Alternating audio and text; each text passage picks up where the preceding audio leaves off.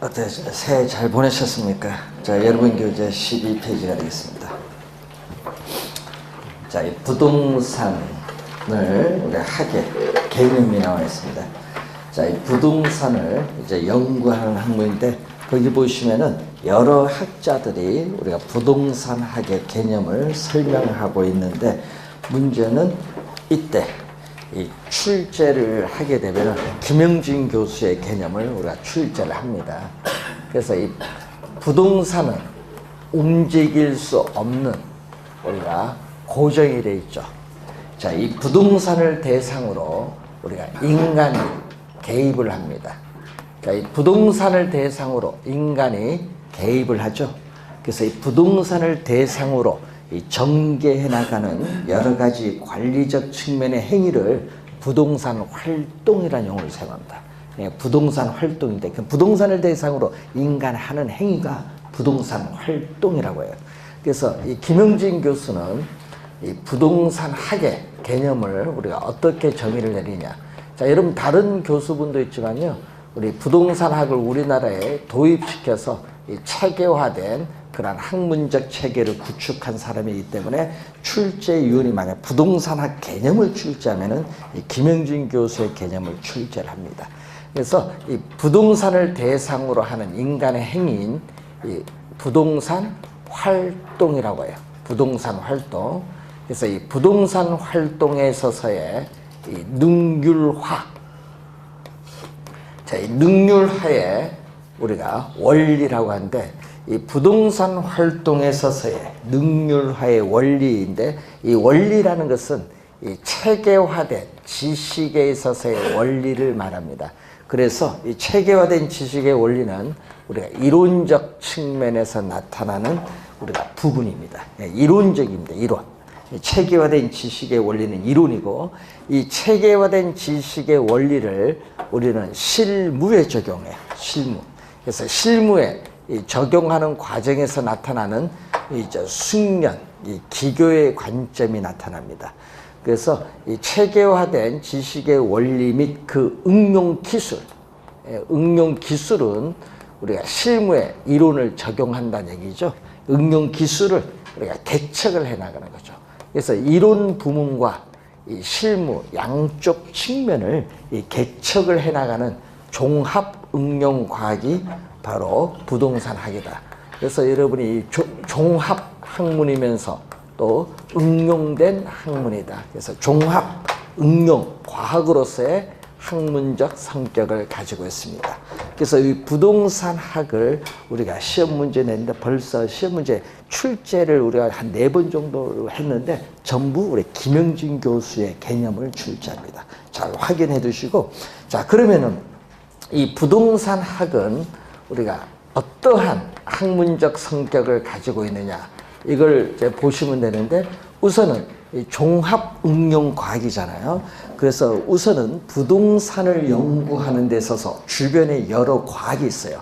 뭐 우리가 가격을 연구하는 뭐 경제학이나 경영학, 또 규제를 보는 뭐 법학, 행정학이라든지, 또는 우리가 건축과 관련해서 뭐 토목학, 지질학, 예? 우리가 건축학 뭐 이런 여러 가지 학문의 연구 결과를 우리가 이용을 해야 돼요. 그래서 우리는 그걸 전문용어로 뭐라고 하냐면 종합과학이다.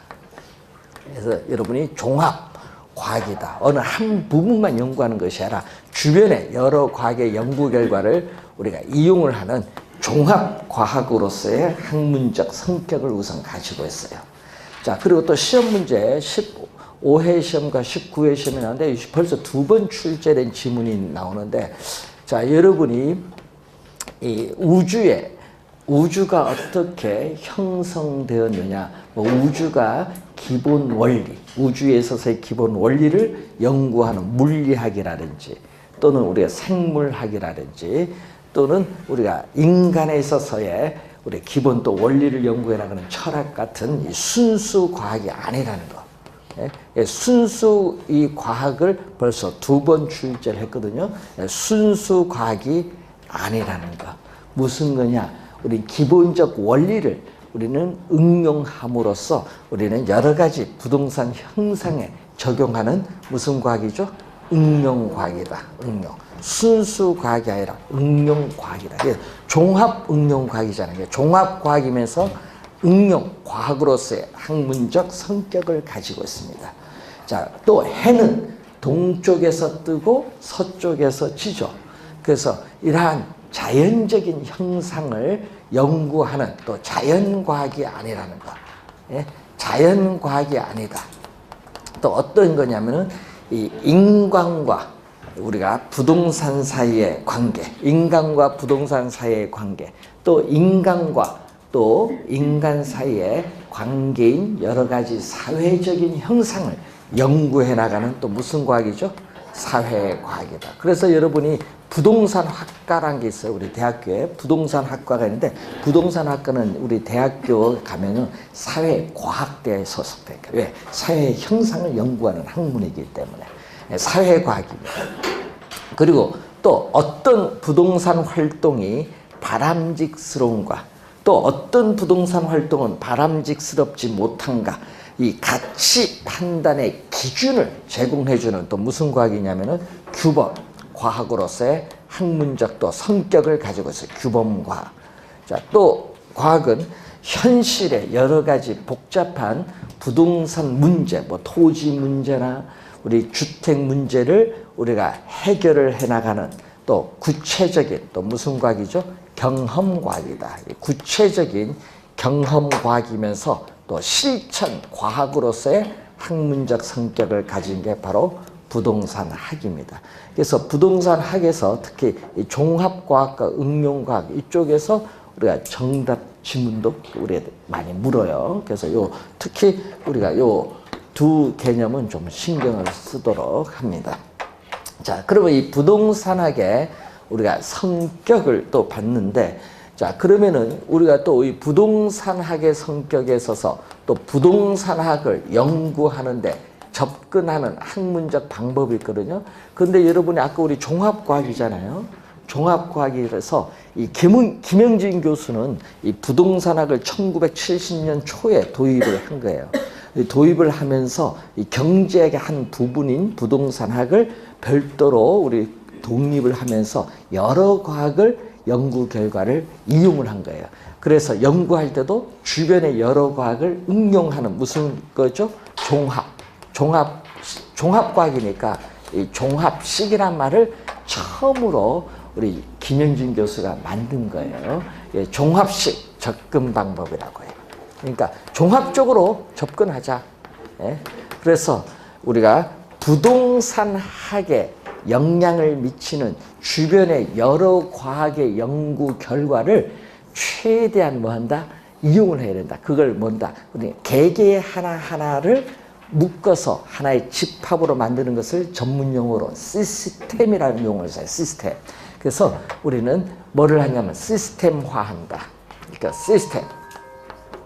주변에 여러 과학의 연구 결과를 이 시스템화, 체계화하는 거예요. 그러니까 뭐 독립적으로 작용하는 게 아니라 각각 서로 유기적으로 연결해서 시스템화, 체계화해서 부동산학 응용에 대비를 하려는 그러한 연구 접근 방법이 종합식 접근 방법인데, 이제 여러분을 배우실 용어 중에 하나가 이 부동산학을 우리가 건물을 몇 층까지 지을 수 있느냐, 이 기술적 측면, 또 부동산에 있어서의 적정 가치가 얼마냐, 경제적 측면, 부동산을 건축하는데 법률상의 제한이 없느냐, 법률적 측면에서 우리가 바라보거든요. 부동산학을 이 기술적, 경제적, 법률적 측면에서의 복합 개념으로 이해를 하고자 하는 게 종합식 접근 방법인데, 이 김영진 교수는 우리 종합과학이기 때문에 종합과학적인 성격을 가진 방법으로 부동산학을 연구하자, 이렇게 보는 거예요. 그러면 여러분 교재 맨 밑에 보시면은 13페이지 밑에 보시면은 뭐가 나와 있죠? 복합 개념. 여기 복합 개념이라는 게 나와 있습니다. 자, 13페이지 밑에 보시면은 이 부동산 자체를 뭘로 보느냐? 형태가 있는 것을 우리는 유형이죠. 형태가 있는 건 유형. 그러면 형태가 없는 것은 무형입니다. 무형. 그래서 이 형태가 있는 이 유형적 측면에서 바라보는 개념이 있고 형태가 없는 우리가 무형적 측면에서 바라보는 개념이 있어요. 자, 그러면 시험 문제는요, 우리가 출제를 할 때 유형을 많이 내거든요. 그래서 뭐 우리가 토지의 지세, 뭐 집안의 상태가 어떠한가, 견고한 집안이냐, 연약한 집안이냐, 이런 걸 보는 것을 우리 11회 시험에 또 한번 출제를 했어요. 네? 그 형태가 있는 거거든요. 그리고 또 우리가 시험 문제 22회 시험에 또 출제를 또 한번 했습니다. 유형적 측면. 그럼 유형적 측면은 토지의 무슨 측면이냐 하면 이용 기법적 우리 측면을 보는 거죠. 자, 이용 기법적 측면에서 우리가 토지에 있어서 예를 들면 뭐 지질이라든지 지세라든지 이 집안의 상태라든지 뭐 여러분이 우리가 설계나 시공 등 뭐 이런 여러 가지가 많아요. 건축 자재라든지 이것은 우리가 형태가 있는 유형적 측면에서 바라보는데 이 유형적 측면에서 바라보는 이 측면이 바로 뭐죠? 기술적 측면에서 바라보는 이 기술적 측면에서 바라보는 부동산 개념. 이것을 여러분이 기술적 측면이 무슨 측면? 유형. 요걸 우리는 또 11회 시험에 정답 지문으로 물었어요. 예? 또 22회도 마찬가지고. 기술적 측면은 형태가 있는 유형적 측면. 그러니까 무형적 측면은 뭐죠? 형태가 없어요. 자, 부동산 시장에서 부동산을 사고자 하는 수요와 팔고자 하는 공급이 만나서 가격이 어떻게 결정되고 변동하느냐, 이 가격 관계를 다루는 학문이에요. 이것은 뭐 여러분이 경제적 측면에서 바라보는 부동산 개념이죠. 뭐 경제학, 경영학, 사회학, 심리학 등이 여기에 관련을 많이 가지고 있습니다. 여기는 무슨 측면? 경제적 측면에서 바라보는 부동산의 개념이에요. 자, 그리고 또 우리가 법률적 측면에서 또 바라보는 게 있는데 우선은 공법적 측면에서 우리는 토지를 뭐 한다? 우리는 이용 규제하는데 대표적인 게 바로 뭐예요? 용도, 지역, 지구, 구역. 이 지역지구제가 대표적이거든요. 또는 우리 사법적 측면에서 뭐를 따져야 돼? 우리는 소유권 관계를 확인을 해야 되겠죠. 그래서 이 확인할 때 여러분 예를 들면 뭐 등기부 등본을 통해서 우리는 등기 관계 같은 것을 확인하는 것. 요거는 뭐죠? 사법적 측면이고 요거는 무슨 측면? 공법적 측면인데 이 사법적, 공법적 측면에서 바라보는 이 개념이 바로 법률적 측면에서 바라보는 부동산의 개념입니다. 그래서 이 부동산 자체를 기술적, 경제적, 법률적 측면에서 바라보는 이 개념을 우리는 전문용어로 뭐라고 하느냐? 복합 개념이라고 해요. 복합 개념. 그래서 여러분이 복합 개념이라는 용어가 나왔죠. 복합 개념은 아까 부동산학을 연구할 때는 이렇게 기술적, 경제적, 법률적 측면에 주변의 여러 과학을 다 종합해서 연구해야 되는 거예요. 그러니까 복합 개념이다. 그래서 이 개념은 여러분이 27회 시험에 또 개념을 또 출제했어요. 복합 개념의 부동산. 2년 전 27회 시험에 복합 개념의 부동산이 또 출제를 했습니다. 이 지문에 나올 때 한번 어떤 개념이냐, 이 개념을 정확하게 좀 기억을 좀 해두시면 되겠고, 자, 여러분 교재 14페이지 보시면은 부동산 활동이 나오고 있는데, 자, 거기 보시면은 이 부동산 활동은 아까 부동산을 대상으로 전개해 나가는 인간의 여러 가지 관리적 측면의 행위를 부동산 활동이라고 하는데, 그럼 부동산 활동의 주체로서 뭐 인간일 텐데 문제는 여기서 공적 주체가 있어요. 공적 주체. 뭐 국가라든지 지방자치단체에서 행해지는 활동이에요. 그리고 사적 주체는 바로 개인, 기업이란 민간, 우리가 주체에서 행해지는 활동을 말하고, 자, 이 공적인 주체는, 공적 주체는 뭐를 한다? 예를 들어서 인허가를 담당하고, 그리고 사적 주체는 자금을 조달해서 예를 들면 개발을 한다. 이런 것은 민관 공동으로 행하는 활동이 바로 뭐죠? 제3섹터라고 해요. 제3섹터. 그래서 민관 공동으로 행하는 부동산 활동을 말합니다. 자, 그래서 제3섹터라는 용어 하나 배우셨고요. 자, 그리고 부동산 활동 주체가 누구냐? 활동 주체에 따르는 부동산 활동을 보면은 아까 얘기했지만 우리 공적 주체인 정부 부문의 활동도 있겠지만은 또 뭐죠? 사적 주체의 활동도 우리가 나타나는데 그 중에서도 또 우리 공인중개사 협회가 있어요. 이런 우리 전문 또 협회에 의해서 행해지는 활동도 있습니다. 자, 그 활동 중에서 15페이지 밑에 사적 부문의 활동이 나오는데, 자, 여러분이 그 밑에 부동산업이 나오는데, 부동산업을 우리가 중분류로 했을 때 부동산 임대 및 공급업, 또 부동산 관련 서비스업으로 크게 둘로 나눠요. 중분류. 그리고 중분류에서 또 세분시켜요. 그러면 중에서 이제 뭘로 와야 돼? 소분류를 봤을 때 부동산 임대 및 공급업을 부동산 임대업, 그리고 부동산 개발 및 공급업으로 나눠요. 또 부동산 관련 서비스업은 또 부동산 관리업, 또 부동산 중개 및 자문. 여러분, 이 자문이라는 용어가 작년 있죠? 7월 이전에는 없었어요. 이게 7월 1일 개정되면서 들어왔거든요. 자문이 새로 들어왔어요. 자문 및 감정 평가업이 나오는데, 그래서 또 오른쪽 더 세분시켰을 때 부동산 중개 자문 및 감정 평가업에 뭐가 또 바뀌었냐 하면요, 부동산 중개 및 대리업. 옛날에는요 부동산 중개업이었거든요. 근데 이것을 중개 및 대리업 이렇게 또 명칭을 좀 바꿨어요. 또 하나 들어온 게 있죠. 부동산 이제 자문이 들어왔으니까 투자 자문업. 예? 자문 하는데 이게 여러분 자문이란 건요 쉽게 얘기하면 컨설팅이야. 컨설팅. 예? 그걸 번역을 자문으로 해놓은 거예요. 컨설팅입니다. 그리고 거기 부동산 또 뭐가 있어요? 감정 평가 이렇게 나눴는데 문제는 이게 작년 7월 1일 개정이 됐어요. 그래서 몇 차 개정이냐 하면요, 작년 7월 1일부터 시행이 되는데, 그래서 2017년 7월 1일부터 시행된 게 10차 개정이에요. 그러니까 여러분이 이 4차 산업이 이제 시대라고 막 하잖아요. 뉴스 보면은. 그래서 거기에 맞춰서 부동산 업도 좀 세분해서 개정을 했는데, 여러분 7차 개정 때 17회 시험에 한번 출제를 했고요.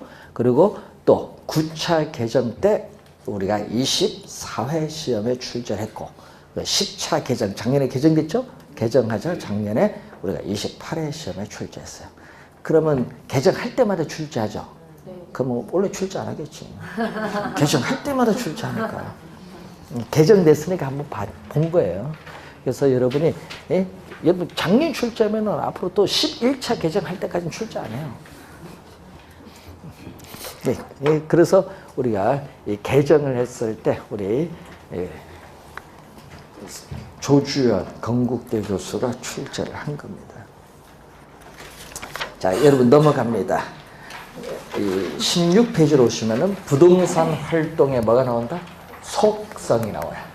자, 이 부동산 활동의 속성을 보면은 우선 부동산 활동을 위한 이 체계화된 지식의 원리, 체계화된 지식의 원리는 이론적 측면에서의 뭐를? 과학성, 과학성이 인정이 돼요. 과학성. 그리고 이 체계화된 지식의 원리를 실무에 적용하는 과정에서 나타나는 숙련, 기교의 관점에서는 또 숙련 기교의 관점에서 뭐를? 우리는 기술성. 체계화된 지식의 원리에서는 과학성, 그리고 이 체계화된 지식의 원리를 실무에 적용하는 숙련 기교의 관점에서는 뭐죠? 기술성이 인정돼요. 그래서 이론적 측면과 실무적 측면 두 가지 측면을 모두 우리가 나타나는 뭐를 가지고 있다? 양면성을 가지고 있다. 양면성. 과학성과 기술성의 양면성을 가지고 있죠. 그래서 여러분 15회 시험과 22회 시험에 또 출제된 지문이 되겠습니다. 과학성, 기술성의 양면성. 그래서 무슨 산학협동이라는 용어도 많이 하는데 하여튼 이론, 실무 전부 우리가 가지고 있다. 또 우리는 자본주의 체제 하에서 부동산은 사유화가 되어 있어요. 그렇기 때문에 이 부동산을 소유한 사람에 있어서의 개인의 이익, 이 개인의 이익인 사익은 최대한 어떻게 돼요? 보장이 되어야 돼요. 사익성이 상당히 중요한데 문제는 토지는 일반 상품과는 달리 유한해요. 유한하기 때문에 생산이 안 돼요. 그러다 보니까 대다수의 사람의 공공복리적 차원에서의 또 뭐가 요청이 되는 거야? 사회성 또 공공성이 요청될 수밖에 없어요. 그래서 이 사회성, 공공성이 요청되는데 이걸 우리는 뭐 줄이면은 대다수 사람에 있어서의 어떻게 돼요? 이익을 얘기해. 대다수 사람의 이익을 우리는 공익이라고 해.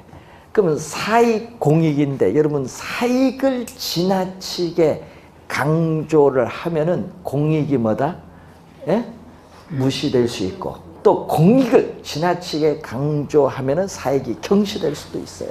또 문제가 돼요. 그렇기 때문에 우리는 토지는 유한할지라도 어떻게 돼? 사유화가 되어 있기 때문에 공익, 이 공익을 해치지 않는 범위 내에서 사익은 최대한 뭐가 돼? 보호가 돼야 된다. 그래서 이 사익성과 사회성, 공공성을 뭐를 이루어야 된다? 조화를 이루어야 된다. 조화를 이루어야 되는 개념이다. 이 조화를 이루는 그러한 개념을 우리가 보는 겁니다. 자, 그래서 이 사회성, 공공성이 제기되는 근거, 뭐 대표적으로 뭐가 있어요? 아까 얘기했지만은 토지는 뭐하다? 유한하다. 예? 토지가 우리가 유한하기 때문에 대다수 사람의 공공복리적 차원에서의 우리는 공익이 제기가 되는 겁니다. 자, 그래서 이 사회성, 공공성이 제기되는 근거, 우리가 10회 또 시험에 출제를 했었죠. 그리고 우리가 15회 시험, 또 22회 시험에 또 우리가 출제를 한 용어가 되겠습니다. 자, 그리고 세 번째는 부동산 활동에서는 우리가 또 전문적인 또 지식을 또 필요로 해요. 그래서 뭐를 갖춰야 된다? 전문성을 갖춰야 됩니다. 전문성. 자, 그럼 전문성을 갖춰야 되는데 이 전문성 우리가 수준에 따라서 1차 수준의 전문성, 2차 수준의 전문성, 3차 수준의 전문성이 있습니다. 자, 1차 수준의 전문성은 부동산에 대한 비전문가예요. 그럼 부동산 비전문가인 예를 들어서 부동산 소유자 또는 부동산 이용자가 본인이 어떻게 돼? 비전문가인 본인이 행하는 활동이에요. 자, 여러분 부동산 토지를 소유한 사람이 토지를 팔기 위해서 본인이 전문가가 아닌 본인이 대충 평당 얼마다 본인이 판단하는 게 1차 수준의 전문성으로서 전문성이 가장 낮습니다.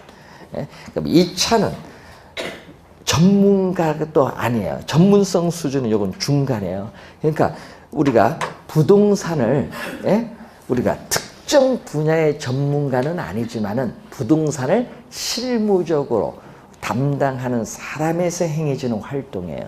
자, 여러분 공인중개사는 중개 전문가입니다. 그럼 공인중개사가 부동산을 매각하기 위해서 부동산을 평가하는 활동은 2차 수준의 부동산 활동이에요. 왜? 평가 전문가는 아니잖아요. 공인중개사가. 되겠죠? 그래서 그건 2차입니다. 근데 3차가 전문성이 가장 높아요. 이 특정 분야의 전문가가 자신의 특정 전문 활동을 하는 거예요.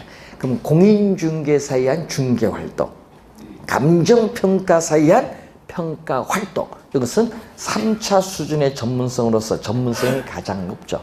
그래서 우리가 또 15회 시험에 우리는 부동산 활동의 전문성을 갖춰야 된다는 내용을 또 출제를 한번 또 했던 내용이고, 그리고 네 번째는 또 부동산은 이 전문성도 갖춰야겠지만은 또 우리는 부동산 활동에 있어서 우리는 직업 윤리가 또 나타나는 거예요. 윤리성이 나타납니다. 자, 윤리성이 나타나는데 문제는 이 윤리성에서 우리가 하여튼 윤리 15회 시험과 22회 시험은 윤리에 관련된 내용을 물었고, 12회 시험에서는 윤리의 유형을 물었어요. 이 윤리의 유형 네 가지를 여러분 교재에 네 가지가 나오는데 이 네 가지 부분을 우리가 물은 내용이 되겠습니다. 자, 여러분 교재 17페이지에 보시면 나와 있죠. 자, 우선 매도 의뢰인, 매수 의뢰인과에 있어서의 또 관계에 있어서 또 윤리가 중요시 여겨요. 자, 이것은 서비스 윤리라고 해요. 서비스 윤리. 서비스 윤리. 자, 그리고 종업원과의 관계에 있어서 우리는 조직원 간에 있어서 지켜야 할 도리를 나타내는 뭐가 있어요? 고용 윤리가 있어요. 고용 윤리. 그리고 동업자와의 관계도 있고, 그리고 동업자 또 단체와의 관계를 또 고려한 윤리가 있어요. 이것을 우리는 조직 윤리라고 해요. 조직 윤리. 또 부동산 중개업자는 우리가 사회 일반 대중을 대상으로 해서 또 고도의 직업 윤리가 나타나야 되는데 이것은 공중, 일반 대중을 대상하는 공중이라고 해요. 공중 윤리. 공중, 일반 대중을 대상으로 하는 공중 윤리가 나타나요. 이 윤리 상당히 중요하거든요. 그래서 그 옛날에 그 여러분 우리 수원에 가면요, 수원에 가면은 이 활주로 수원 변장에 보면 그 비상 활주로가 있어요. 병정 가는 길에 쫙 완전 비상 활주로가 있어요. 유사시에 활주로를 하기 위해서 그 활주로 옆에 어떤 분이요 땅을 샀는데 이분이 이제 전문가는 아니죠. 그런데 본인이 그때 땅을 살 때요 경매로 샀거든요. 경매 낙찰받아서 샀는데 법원에서 받을 때 본인은 2순위야. 1순위가 평당 68만 원 낙찰, 본인은 60만 원에 했는데 1순위가 낙찰 포기해버렸어. 그러니까 본인이 이제 해야 되는데 본인도 고민스러운 거야. 저 사람 왜 포기했을까? 1순위 포기하니까 자기는 왜 고민하는 거야. 그래서 주변 이제 이걸 yes, no 빨리 얘기를 해줘야 되니까. 예? 그래서 본인이 이제 물어봤는데, 예? 그거 평당 10만 원도 안 되는 걸 왜 60만 원 살려고 하냐. 그러니까 웃기는 거죠. 10만 원도 안 되는 땅을 왜 60만 원 법원 경매를 통해서 받으려고 하냐, 고가로. 예? 그러니까 이 사람이 거기에 욱하는 성격이 좀 받아버렸어. 예? 받아놓고 팔려고 내려오는데 팔립니까? 거기 뭐가 있어? 상권이 형성될 게 활주로 옆에 가보시면 알겠지만 뭐 도로밖에 더 있어요? 그런데 아 이거 잘못 받았다. 머리 아파 죽는 거야. 팔리지도 안 되고 돈은 묶여 있지. 이자는 꼬박꼬박 나가지. 그래서 그걸 이제 낙찰 받아서 17년 보유하고 있었어. 17년. 속을 얼마나 이게 사갔겠어. 그래서 싸움도 많이 했대요. 이자 때문에. 그런데 이번에 무슨 수원 비행장에 뭐 옮겨간다, 화성으로 뭐 옮겨간다. 이제 이전은 확정됐는데 어디 이전으로 가냐 그거야. 그러니까 갑자기 또 어떤 미치신 분이 오신 거야. 또 20년 뒤를 벌써 또 사겠다. 불리기만 부르시는 거야. 이 사람이 생각한 거야. 내가 60만 원 낮춰 봤으니까 마음고생 17년 했는데 그걸 받아야 되겠다. 그래서 평당 얼마? 자기는 생각은 속으로 500 했는데 이 사람 600 주면 되겠습니까? 그러니까 갑자기 이건 돈 부르면 더 주겠다. 그래서 620 부르니까 진짜 거기서 계약을 쓰재요. 그래서 그 사람은 어떻게 돼요? 17일 만에 대박을 친 거예요. 6개월, 한 3개월 전에 계약을 했어요. 9월쯤 됐으니까 작년. 근데 그걸 어떻게 돼요? 중개업소를 통해서 했으면 그 계약 안 됐어요. 중개업소는 그래도 전문가잖아요. 주변 시세와 뭐 이런 걸 보는데 이 사겠다는 사람은 나는 20년 뒤를 보겠다. 그러니까 뭐 돈 주고도 사겠다 하는데, 그러니까 대단하신 분들이 많아. 그러면 그것을 이제 볼 때 보면은 어떻게 보면 사기인 것 같이 보이지만은 미래의 가치를 보는 거예요. 그러니까 이제 토지는 그런 게 있거든요. 그래서 여러분이 할 때 잘못하다는 그 사기인 것 같기도 하고, 그래서 그런 게 좀 가끔 문제가 생겨요. 그래서 계약 쓸 때 잘 명시를 잘 해야 돼요. 그래서 요즘에 요거 잘못하면 진짜 사기 사건에 많이 걸려 들어가요. 부동산은. 자, 또 부동산은 물건을 대상으로 해야 돼요. 그러니까 물건을 대상으로 하는 것을 우리는 대물. 자, 뭐죠? 물건을 대상으로 한다. 부동산이라는 물건을 대상으로 행하는 활동을 대물활동이라고 해요. 또 부동산이라는 물건을 대상으로 하지만은 부동산 활동의 주체는 누구? 인간. 뭐 사적 주체든 공적 주체든 인간이야. 부동산 활동의 주체인 인간을 또 대상으로 하는 또 무슨 활동? 대인이라고 해요. 또 대인 활동의 속성을 또 가지고 있어요. 부동산 활동은. 자, 그리고 또 부동산 활동은 또 위치가 고정되어 이동할 수 없죠. 이걸 부동성인데 움직이지 않는다. 부동산은 움직이지 않는 이 특성에 의해서 또 부동산을 둘러싼 우리가 환경은 통제 불가능한 여러 가지 요인들이 많아요. 사회적, 경제적, 행정적 통제 불가능한 요인들이 많기 때문에 각종 자료를 수집을 해서 책상 위에서 분석하는 뭐가 중요시돼요? 정보 활동이 또 상당히 중요해요. 부동산 활동은. 이 정보 활동도 중요하지만은 또 부동산은 어떻게 돼? 정보만 가지고 거래가 이루어지면 사고가 발생할 가능성이 높기 때문에 부동산이 위치해 있는 현장에 가야 돼. 가서 면적이라든지 위치라든지 지목이라든지 용도 등을 여러분이 자료와 일치하는지 여부를 항상 뭘 해야 돼? 확인을 해야 돼. 확인을 하는 것을 뭐라고 한다? 임장이라고 해요. 임장 활동. 자, 임장 활동이 또 우리가 나타나는데, 그래서 임장 활동을 소홀히 하면은 부동산 거래 사고 시에 책임 문제가 발생을 해요. 그래서 우리가 22회 시험에 또 출제를 했었죠. 자, 임장 활동은 또 뭐? 물건인 부동산을 대상으로 하기 때문에 임장, 물건을 확인해야 되는 임장, 부동성 때문에 임장 활동이 중요시 되는 거예요. 자, 임장 활동 좀 기억해 두시고, 또 시간이 경과하여도 부동산을 또 사용하여도 부동산은 소모되지 않는 영속성을 가져요. 자, 이러한 영속성의 특성으로 인해서 부동산 활동 시에는 장기적인 여러 가지 측면에서의 배려가 필요하다. 이것을 배려의 장기성. 여러 가지 우리가 배려가 필요한 거예요. 장기적 배려. 그래서 우리가 15회, 22회 시험에 출제된 질문. 또 영속성에서 부동산 활동은 지표만의 활동이 아니라 지하, 공중을 다 포함합니다. 지표, 지하, 공중을 다 포함하는 몇 차원이냐면 이것을 3차원이라고 해요. 3차원의 우리는 공간 활동성이다. 그래서 이런 부동산은요, 공간이에요. 부동산 활동을 한다는 것은 공간 활동. 무슨 공간? 3차원의 공간 활동을 한다는 그러한 내용이죠. 22회 시험에 또 출제된 개념이고, 또 부동산은 기술적 측면, 경제적 측면, 법률적 측면에서 나타나는 복합, 또 뭐죠? 개념적인 활동이 나타나요. 그래서 여러분 가끔 시험 지문에 많이 출제되는 내용이 부동산 활동의 속성이 자주 우리가 출제되고 있다는 그런 내용입니다. 자, 19페이지 보시면 부동산 학의 일반 원칙이 나오는데, 자, 여러분 교재에 4가지 원칙이 나와 있어요. 자, 그 중에서 우선 능률성의 원칙이 나오죠. 능률성.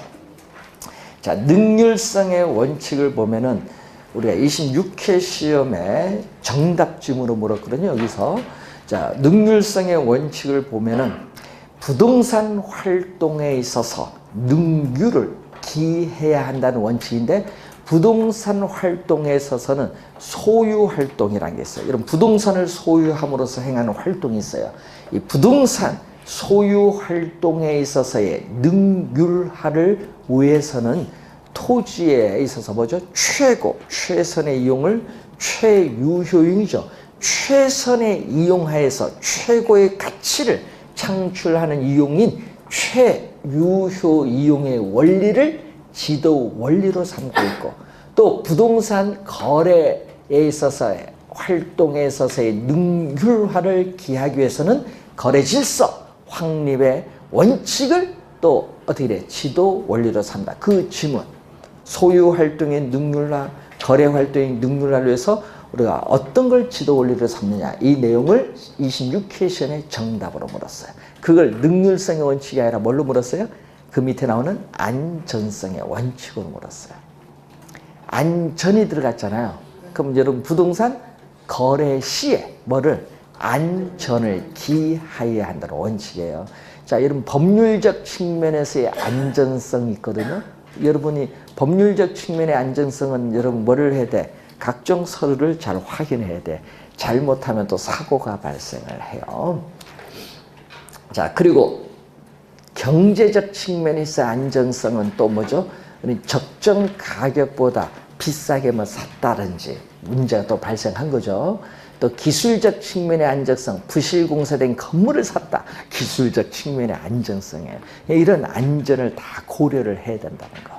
자, 그리고 최소의 비용으로서 최대의 효과를 얻으려는 원칙을 경제성의 원칙이에요. 최소의 희생으로서 최대의 효과를 얻으려는 이러한 원칙을 경제성의 원칙.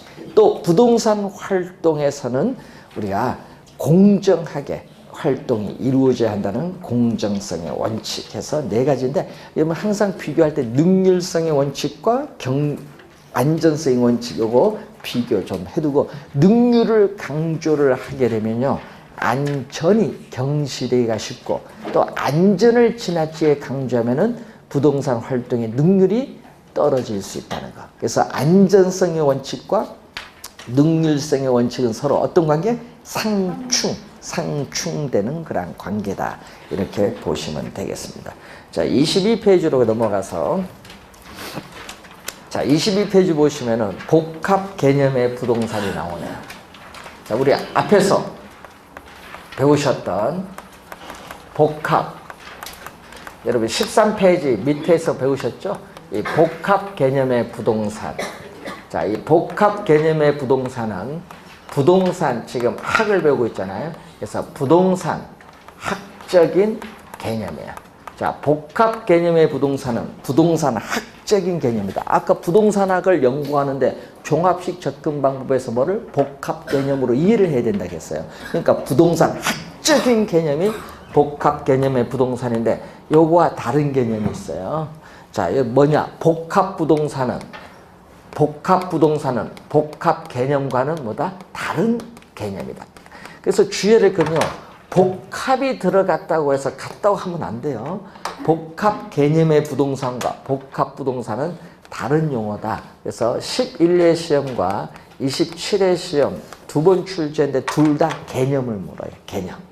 그래서 이 복합 부동산은 부동산 활동상의 개념이다. 이건 부동산 학이 아니라 이 부동산 여러분 활동을 하는 과정에서 나타나는 그러한 개념이에요. 뭐 부동산 거래 활동이나 부동산 평가 활동, 이런 부동산 활동상의 개념이 복합 부동산이다. 자, 그럼 복합 부동산은 토지와 우리는 토지 위에 정착된 물건. 자, 토지와 토지 위에 정착된 물건. 예를 들면은 뭐가 있어요? 뭐 건물이라든지 임목을 예를 들어 볼 수 있는데, 그러면은 이 토지와 이 토지상에 독립된 거래. 그럼 토지와 토지 위에 독립된 거래의 객체인 정착물이 결합을 해요. 근데 여러분 결합을 한다는 그 내용인데, 문제는 여러분 부부의 혼인 관계처럼 뗄래야 뗄 수가 없어. 건물은 철거를 하지 않는 한 서로 어떻게 돼요? 철거할 때까지 계속 같이 다녀야 돼. 그러니까 부부의 혼인 관계처럼 서로 뗄래야 뗄 수 없는 관계가 뭐죠? 복합 부동산이에요. 그래서 토지와 토지상에 독립된 거래의 객체인 정착물이 결합된 상태로 우리는 부동산 활동의 대상으로 다루어져 있는 부동산이 바로 복합 부동산이다. 그러니까 여러분 부동산 거래 활동을 할 때 지금 토지에 건물 있죠? 토지 따로 건물 따로 거래하는 게 아니잖아요. 묶어서 그래야지. 그러니까 뭐야 결합을 함께 취급하는 거야. 함께 같이 다녀야 돼. 부동산 평가할 때도 그래. 평가할 때도 어떻게 돼요? 토지 건물 묶어서 한꺼번에 평가해야 돼. 토지 따로 평가, 건물 따로 평가하는 게 아니에요. 한꺼번에 묶어서 평가를 해야지. 그래서 하여튼 함께 결합된 상태, 함께 취급. 다니는 게 무슨 개념? 복합부동산. 개념 잘 비교를 해 두셔야 되겠습니다. 그래서 여러분이 23페이지 맨 위에 복합부동산의 개념이 나와 있습니다. 자, 23페이지에 보시면은 우리가 기술적, 우리가 측면에서 나타나는 부동산이 나오는데, 자, 이 내용, 이제 부동산 요거죠. 복합 개념의 부동산에서 저 왼쪽에 보면 기술적 개념, 경제적 개념, 법률적 개념의 부동산을 이제 세부적으로 공부를 이제 해야 되는데, 여기서 우선 우리가 올해 29회 시험에 1번 문제로 출제가 예상되는 부분입니다. 이 부동산 개념, 올해 시험에. 그래서 여러분 그 내용은 잠시 쉬고 설명하도록 하겠습니다.